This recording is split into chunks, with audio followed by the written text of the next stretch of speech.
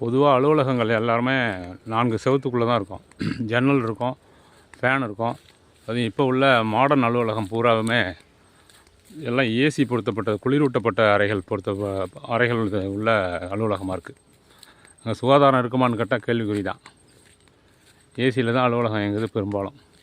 Car AC, வீடு AC, அலுவலகம் ஏசின்னு. இப்போ எங்களுக்கெல்லாம் பாருங்கள், வயலுக்கு வந்தால் மருந்து போடணுமா, களை எடுக்கணுமா, வயலை பார்க்கணுமா, தண்ணி வைக்கணும், இதெல்லாம் பார்க்குறதுக்கு இதுதான் எங்களுக்கு அலுவலகம்.